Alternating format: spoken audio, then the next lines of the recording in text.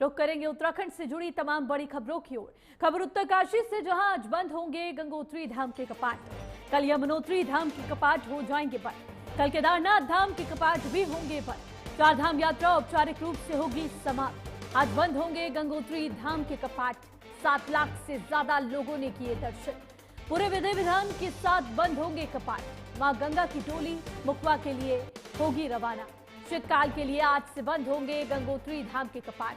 करीब 50 लाख श्रद्धालुओं ने किए दर्शन। अब शीतकाल में मुखबा खरसाली में होंगे दर्शन। सुरक्षा और व्यवस्था को लेकर किए गए पुख्ता इंतजाम। बड़ी खबर इस वक्त की आपको बता रहे, जहां आज गंगोत्री धाम के कपाट बंद होने जा रहे हैं। पूरे विधि विधान के साथ कपाट को बंद किया जाएगा। आपको बता दें, पूरे विधि विधान के साथ पूरी औपचारिकताओं को निभाते हुए आज गंगोत्री धाम के कपाट बंद होंगे। उत्तराखंड की 4 धाम यात्रा अपने समापन की ओर पहुंच चुकी है। आज यानी बुधवार को गंगोत्री धाम के कपाट शीतकाल के लिए बंद हो जाएंगे। गुरुवार को यमुनोत्री और केदारनाथ धाम के कपाट शीतकाल के लिए बंद होंगे। इसके बाद 25 नवंबर को वैकुंठ धाम के नाम से चर्चित बाबा बद्रीनाथ के कपाट बंद होंगे। आपको बता दें कि इस साल 50 लाख श्रद्धालु उत्तराखंड के इन चारों धामों के दर्शन कर चुके हैं। सबसे ज्यादा श्रद्धालु केदारनाथ धाम पहुंचे। बद्रीनाथ धाम पहुंचने वाले श्रद्धालुओं की संख्या भी कम नहीं है। गंगोत्री और यमुनोत्री धाम आने वाले श्रद्धालुओं की संख्या में भी 6 लाख के पार पहुंच चुकी है। हेमकुंड साहिब के कपाट बंद हो चुके हैं और वहां दर्शन करने के लिए इस बार करीब 2.25 लाख श्रद्धालु पहुंचे। मगर आज से चारों धामों के दर्शन शीतकाल के लिए बंद हो जाएंगे। इसी खबर पर ज्यादा जानकारी के साथ संवाददाता देहरादून से रजनीश जुड़ चुके हैं। रजनीश, आज शीतकाल के लिए गंगोत्री धाम के कपाट बंद हो जाएंगे, विस्तार से जानकारी साझा कीजिए। पूरे विधि विधान के साथ किस तरह से कपाट आज बंद किए जाएंगे, क्या कुछ पूरी प्रक्रिया रहने वाली है? देखिए, मैं आपको बता दूं कि मां गंगा के कपाट आज 11:36 पे बंद हो जाएंगे। तो यानी कि अभी 5 से 7 मिनट बाद कपाट बंद कर दिए जाएंगे गंगोत्री धाम के। इसके अलावा आपको बता दें कि माता की जो डोली है वो बकायदा उनके मायके पहुंचेगी मुखबा, जहां शीतकालीन यात्रा चलती है। मां गंगा के जो दर्शन करना चाहते हैं गंगोत्री धाम के, वो लोग मुखबा पहुंचेंगे, जो मां गंगा का मायका कहा जाता है। वो भी उत्तरकाशी जनपद में आता है। तो वहां पर भी सारी तैयारियां कर ली गई हैं कि मां की डोली जब वहां पहुंचेगी तो पूरा हर्षोल्लास के साथ लोग स्वागत करेंगे, पूरे श्रद्धा भाव के साथ। इसी के साथ ही आज जब गंगोत्री धाम के कपाट बंद हो जाएंगे तो कल यमुनोत्री धाम के कपाट बंद होंगे। मां यमुना के कल कपाट बंद हो जाएंगे। कल 23 तारीख है, कल भाई दूज का दिन है और पूरे विधि विधान के साथ यमुनोत्री धाम के कपाट बंद होंगे। उसके साथ ही बाबा केदार, जो सबसे ज्यादा श्रद्धालु इस बार 4 धाम यात्राएं पहुंचे हैं बाबा केदार के धाम पे, उनके भी कल कपाट हो जाएंगे बंद बाबा केदारनाथ के। और उसके बाद 25 नवंबर को बद्री विशाल, जो भू वैकुंठ कहा जाता है, वहां के कपाट बंद हो जाएंगे। तो 25 तारीख के बाद से ये जो 4 धाम यात्रा है ये शीतकालीन यात्रा में कन्वर्ट हो जाएगी। और इस बार चूंकि रिकॉर्ड 50 लाख से ज्यादा श्रद्धालुओं ने दर्शन किए हैं और इतनी दुश्वारियां रही हैं, मैं बताऊं आपको, लैंडस्लाइड्स, मौसम बहुत बड़ी चुनौती रही, उसके बावजूद भी जो श्रद्धालुओं का हौसला है, जो श्रद्धालुओं की श्रद्धा भाव है, वो देखते ही बना है। 50 लाख का आंकड़ा पार हो गया है। और उम्मीद की जा रही है कि जो शीतकालीन यात्रा, चूंकि प्रधानमंत्री नरेंद्र मोदी ने उत्तराखंड पर पहुंचकर लोगों से अपील की थी, जो शीतकालीन है, चूंकि पहाड़ की हमेशा से विषमता रहती थी, ऑफ सीजन ऑन सीजन, तो जो सीजन है वो कहते हैं कि इसको परमानेंट ऑन सीजन कर दिया जाए।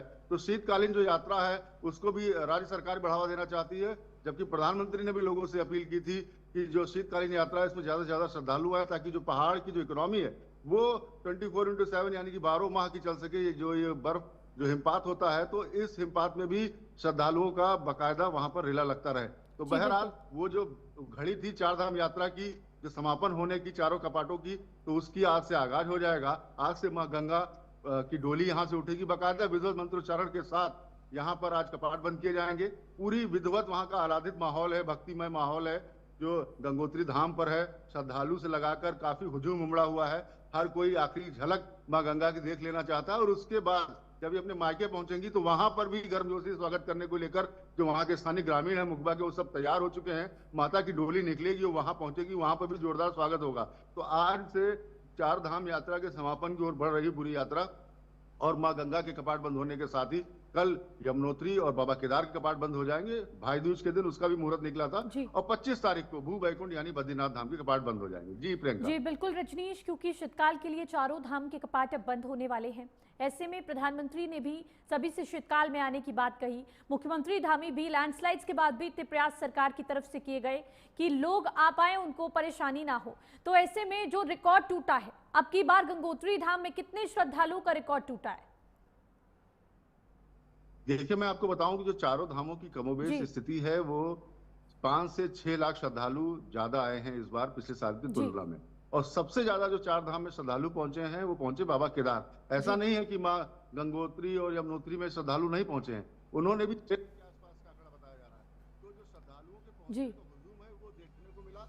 और इस बार खासा बात ये रही, जो इतनी चुनौतियां थी मौसम की, उसके बावजूद भी श्रद्धालुओं की आस्था का जो संगम था, इन चुनौतियों पर पहाड़ जैसी चुनौतियों को पार करते हुए और नए रिकॉर्ड पर चार धाम यात्रा पहुंची है। जहां एक और सरकार के सराहनीय प्रयास किए गए हैं, राज्य सरकार ने उल्लेखनीय कार्य किया है, तो वहीं पर श्रद्धालुओं का जो जोश है, जो श्रद्धा भाव है, वो भी प्रशंसा के पात्र है कि इतनी विषम चुनौतियों, इतनी सारी हालातों के बीच जाकर उन्होंने दर्शन किए हैं।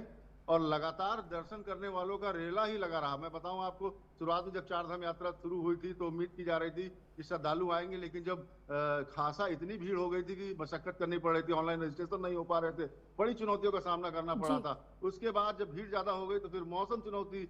लेकिन इस बार की चार धाम यात्रा निश्चित रूप से ऐतिहासिक है प्रियंका, और जिस तरीके से 50 लाख का आंकड़ा पार हो गया है, तो ये उम्मीद की जा रही है कि आगे भी जो आगामी जो शीतकालीन यात्रा है उसमें भी रिकॉर्ड हो सकता है, ब्रेक हो जाए। जी प्रियंका। रजनीश, श्रद्धालुओं की आस्था तो देखने को मिली, लेकिन सरकार की तत्परता और सरकार के प्रयास भी देखने को मिले, जिसके चलते ये चार धाम यात्रा ऐतिहासिक बनी।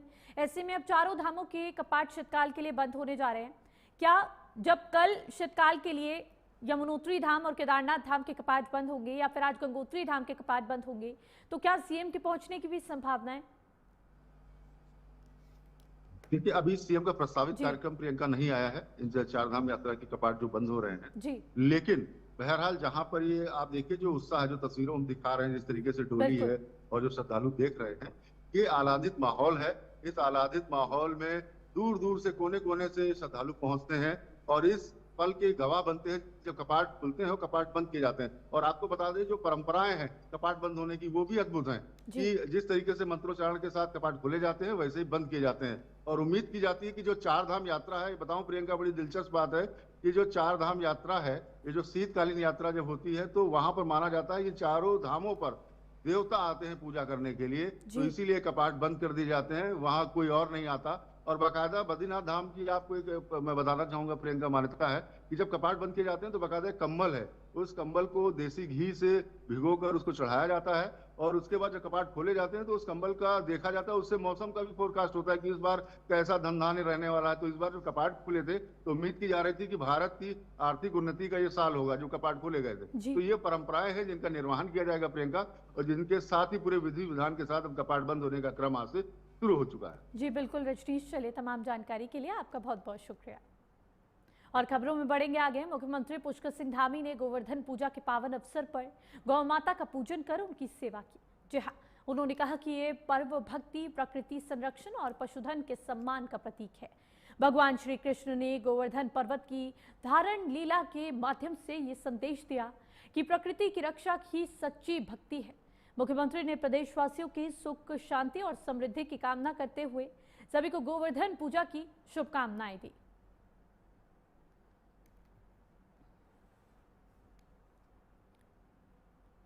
और खबर देहरादून से है, जहां सीएम धामी का सभी जिला अधिकारियों को सख्त निर्देश। आपदा प्रभावित इलाकों में निर्माण को लेकर निर्देश, जल्द से जल्द सड़क ठीक करने के दिए निर्देश। प्राथमिकता पर सड़क निर्माण के काम को सीएम पुष्कर सिंह धामी। बड़ी खबर इस वक्त की आपको बता रहे हैं, मुख्यमंत्री पुष्कर सिंह धामी ने सभी अधिकारियों को यहां पर सख्त निर्देश दिए हैं और जो आपदा प्रभावित क्षेत्र है उनमें सड़क निर्माण को जल्द से जल्द प्राथमिकता पर करने के निर्देश मुख्यमंत्री पुष्कर सिंह धामी की तरफ से दिए गए हैं।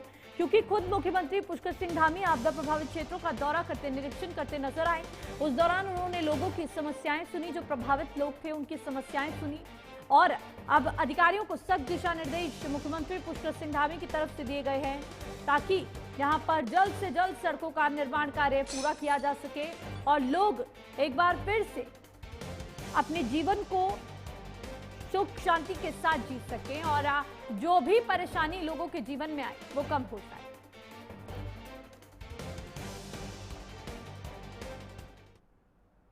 और देहरादून में 3 से 4 नवंबर को विधानसभा का विशेष सत्र।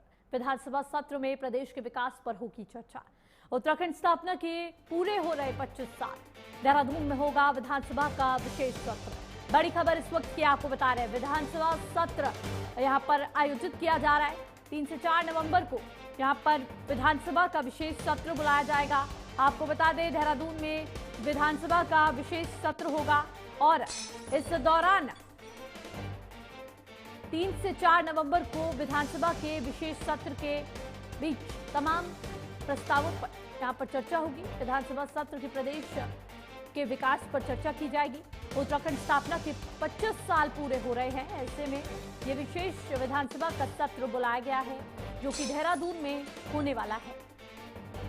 विकास पर इस दौरान चर्चा की जाएगी। 3 से 4 नवंबर को विधानसभा का ये विशेष सत्र होगा। हालांकि आपको बता दें, पहले भी यहाँ पर जब विधानसभा का सत्र हुआ था तो विपक्ष ने जमकर हंगामा काटा था। ऐसे में अब इस विशेष सत्र में किस तरह की प्रतिक्रिया विपक्ष की तरफ से रहती है, ये देखने वाली बात है। और देहरादून में उत्तराखंड स्थापना दिवस पर आ सकते हैं पीएम मोदी। मुख्यमंत्री पुष्कर सिंह धामी ने मांगा समय। 9 नवंबर को देहरादून में सैन्य धाम का लोकार्पण। देहरादून के गुनियाल गांव में बना भव्य सैन्य धाम। शौर्य, पराक्रम और बलिदान का प्रतीक बनेगा सैन्य धाम। उत्तराखंड राज्य स्थापना दिवस पर प्रधानमंत्री नरेंद्र मोदी का उत्तराखंड दौरा संभावित है। जी हाँ, दरअसल 9 नवंबर को देहरादून में भव्य सैन्य धाम का लोकार्पण पुष्कर सिंह धामी करेंगे और सरकार ने इसको लेकर पीएम से समय मांगा है। देहरादून के गुनियाल गांव में बना भव्य सैन्य धाम 1734 शहीदों की आंगन की मिट्टी और 28 पवित्र नदियों का जल हुए सम्मिलित अमर जवान ज्योति में समर्पित की गई वीरों की स्मृति, शौर्य, पराक्रम और बलिदान का प्रतीक बनेगा सैन्य धाम। मुख्य सचिव आनंद वर्धन ने इसका निरीक्षण किया है। सैनिक कल्याण मंत्री गणेश जोशी ने बताया कि लोकार्पण को लेकर तैयारियां लगभग पूरी हो चुकी हैं। राज्य स्थापना दिवस पर पीएम की मौजूदगी से गौरवान्वित होगा उत्तराखंड।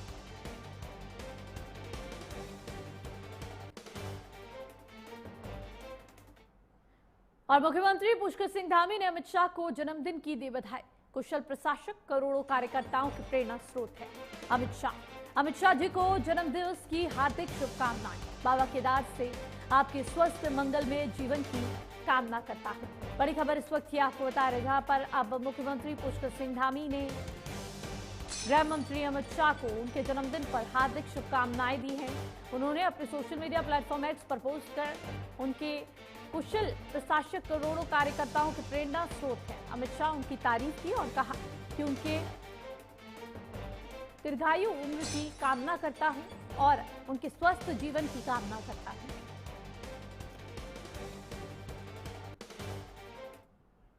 और हरिद्वार वन विभाग की एक बड़ी कामयाबी सामने आई, जहां टीम ने महीनों की मेहनत के बाद आखिरकार अंतर्राज्यीय वन्यजीव तस्करी के मुख्य आरोपी नितिन कुमार को धर दबोचा। आरोपी 9 सितंबर को रुड़की के खजनपुर क्षेत्र से बरामद हुए 70 कोबरा सांप और 16 रेसाइल वाइपर के मामले में फरार चल रहा था। उत्तराखंड, यूपी और दिल्ली एनसीआर में लगातार दबिश के बाद वन विभाग की टीम ने ननसे क्षेत्र से उसे गिरफ्तार किया। ये कार्रवाई डिजिटल ट्रेनिंग और मजबूत साक्ष्यों के आधार पर संभव हो पाई। वन विभाग ने आम लोगों से अपील की कि अगर कहीं भी अवैध वन्यजीव व्यापार की जानकारी मिले तो तुरंत नजदीकी वन चौकी को सूचित करें। वन प्रभाग को मिली बड़ी कामयाबी, वन्यजीव तस्करी का मास्टरमाइंड गिरफ्तार किया गया। 70 कोबरा और 16 वाइपर तस्करी का मामला ये बताया जा रहा है। उत्तराखंड, यूपी, एनसीआर में चली थी छापेमारी और महीनों की डिजिटल ट्रैकिंग रंग लाने के बाद वन विभाग के लोगों से सतर्क रहने की भी अपील की है। खंजरपुर ग्राम में एक अवैध सर्पविष संग्रहण केंद्र में दिनांक 9 सितंबर 2025 को छापेमारी की गई थी, जिसमें 86 सांपों को बरामद किया गया था।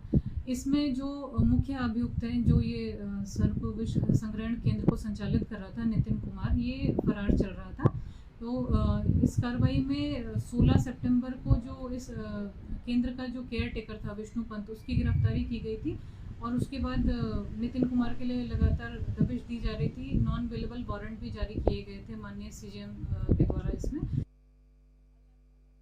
जानकारी के साथ संवाददाता रुड़की से अरशद जुड़ चुके हैं। अरशद, तस्करी के मुख्य आरोपी को गिरफ्तार कर लिया गया है, क्या कुछ तमाम जानकारी?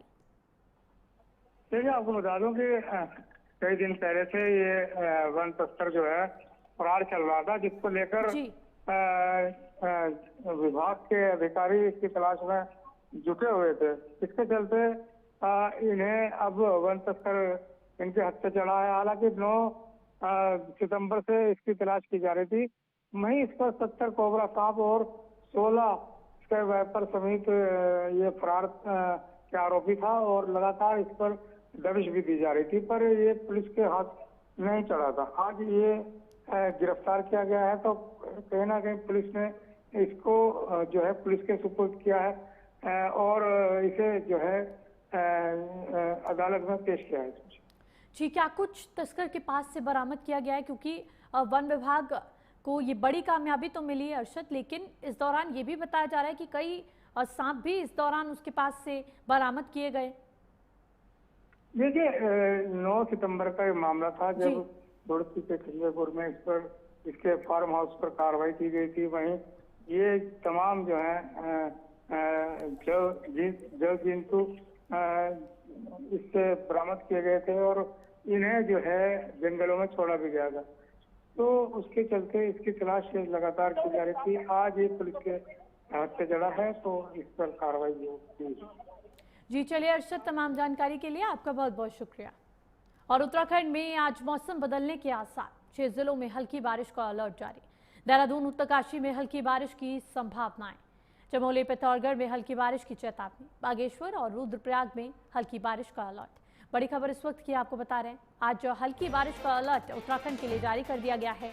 आज मौसम का मिजाज बदल सकता है उत्तराखंड में और 6 जिलों में हल्की बारिश का अलर्ट यहां पर जारी किया गया है। आपको बता दें, देहरादून, उत्तरकाशी, चमोली, पिथौरागढ़ और बागेश्वर में, रुद्रप्रयाग में हल्की बारिश होने की संभावनाएं जताई जा रही है। इसको लेकर अलर्ट मौसम विभाग की तरफ से जारी कर दिया गया है। ऐसे में लोगों से भी अपील की जा रही, ज्यादा जरूरी ना उन्हें घरों से बाहर ना निकले और साथ ही साथ पहले से मौसम विभाग ने सभी लोगों को यहाँ पर हालांकि अलर्ट कर दिया है। अब मौसम का मिजाज बदलता उत्तराखंड में दिख सकता है और 6 जिलों के लिए ये अलर्ट मौसम विभाग की तरफ से जारी कर दिया गया है। हल्की बारिश होने के आसार जताए जा रहे थे। आपको बता दें, रुद्रप्रयाग, बागेश्वर, चमोली, पिथौरागढ़, यहाँ पर मौसम का मिजाज बदल सकता है और हल्की बारिश हो सकती है। ऐसे में लोगों से भी अपील की गई है, सावधानी बरतें।